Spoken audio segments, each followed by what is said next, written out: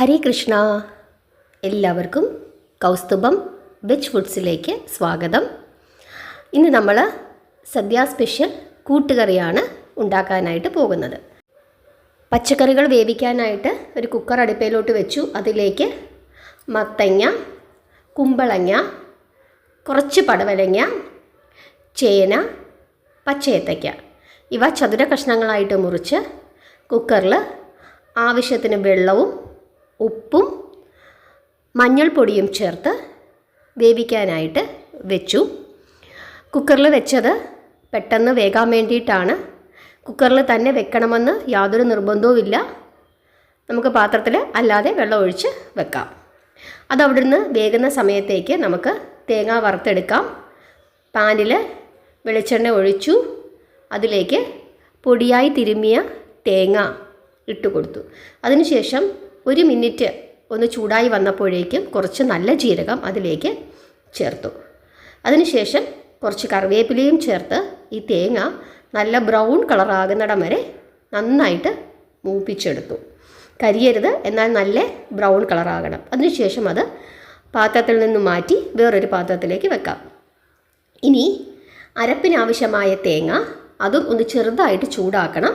അതിലേക്ക് ഒരു മുളകും അതുപോലെ കുറച്ച് കറിവേപ്പിലയും ചേർത്ത് ഈ പരുവത്തിന്, അതായത് ഒരു ചെറിയ ഒന്ന് നിറം മാറുന്ന സമയം അത് മാറ്റി വെച്ച് അതൊന്ന് തരിതരിപ്പായിട്ട് അരച്ചെടുക്കണം.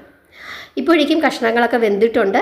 അത് ഞാൻ മറ്റൊരു പാത്രത്തിലേക്ക് മാറ്റി വേവിച്ച് വെച്ചിരുന്ന കറുത്ത കടല അതും കൂടെ അതിനകത്തേക്ക് ചേർത്ത് നന്നായിട്ട് ഇളക്കി ഉപ്പിൻ്റെ അളവൊക്കെ നോക്കി അതിലേക്ക് ആവശ്യത്തിന് കുരുമുളക് പൊടിയാണ് അതിൻ്റെ എരിവ്. ആ കുരുമുളക് പൊടിയും ചേർത്ത് പിന്നെ വളരെ കുറച്ച് മാത്രം ശർക്കര, ഒരു കുഞ്ഞു കഷ്ണം ശർക്കര അതും കൂടെ ചേർത്ത് നന്നായിട്ട് ഇളക്കി യോജിപ്പിച്ച് കുറച്ച് നേരം ഇത് ഒരടപ്പ് കൊണ്ട് അടച്ച് ഇതെല്ലാം കൂടെ ഒന്ന് യോജിക്കാനായിട്ട് ചെറുതീയിൽ വെക്കണം. ഒരു 1-2 മിനിറ്റ് കഴിഞ്ഞപ്പോഴേക്കും ഇതെല്ലാം കൂടെ നന്നായിട്ട് യോജിച്ച് കടലയും കഷ്ണങ്ങളും എല്ലാം നന്നായിട്ട് യോജിച്ച് വന്നതിന് ശേഷം നമ്മൾ അരച്ച് വെച്ചിരുന്ന തേങ്ങയുടെ കൂട്ട് അതിലേക്ക് ചേർത്ത് വീണ്ടും ഇളക്കി വീണ്ടും 1 മിനിറ്റ് അടച്ചു വെച്ച് ഈ തേങ്ങയുടെയൊക്കെ പച്ചച്ചൊവയൊക്കെ മാറി ഈ കഷ്ണങ്ങളിലേക്ക് ഇതിൻ്റെ എല്ലാം രുചി പിടിക്കാൻ വേണ്ടിയിട്ട് വീണ്ടും ഒന്ന് അടച്ചു വെക്കണം. ഒരു മീഡിയം തീയിൽ വെക്കണം.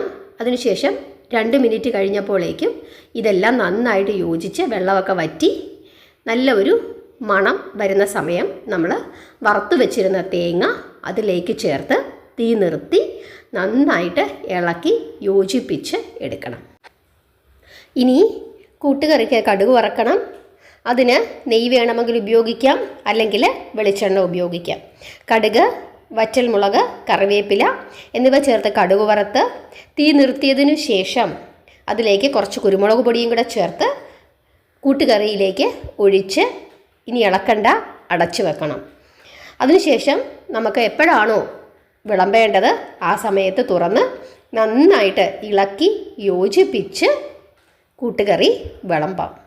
വളരെ വളരെ സ്വാദികമായ വളരെ രുചിയുള്ള ഒരു കൂട്ടുകറിയാണ്.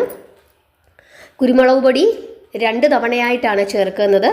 അതുകൊണ്ട് എരിവ് നോക്കണം, അതനുസരിച്ചിട്ട് വേണം. 2 തവണയായിട്ട് ചേർക്കേണ്ടത് കൊണ്ട് ആദ്യം ചേർക്കുമ്പോൾ അതനുസരിച്ചിട്ട് ചേർക്കണം.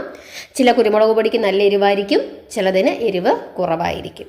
ഇതിൽ വെളുത്തുള്ളിയോ അങ്ങനെയുള്ള സാധനങ്ങളൊന്നും തന്നെ ചേർന്നിട്ടില്ല. അതുകൊണ്ട് തന്നെ വളരെ സ്വാദികമായ ഒരു കൂട്ടുകറിയാണ്. ഭഗവാന് നൈവേദ്യമായിട്ട് വിളമ്പാൻ പറ്റുന്ന അവസരങ്ങളിലെല്ലാം തന്നെ ഇതേ രീതിയിൽ നമുക്ക് കൂട്ടുകറി ഉണ്ടാക്കാം.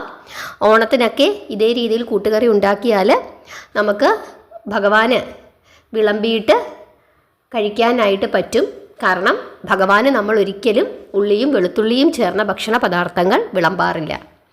അതുകൊണ്ട് ഇതേ രീതിയിലൊന്ന് ഉണ്ടാക്കി നോക്കി എല്ലാവരും ഇഷ്ടപ്പെട്ടെങ്കിൽ അഭിപ്രായം പറയണം. ഹരേ കൃഷ്ണ.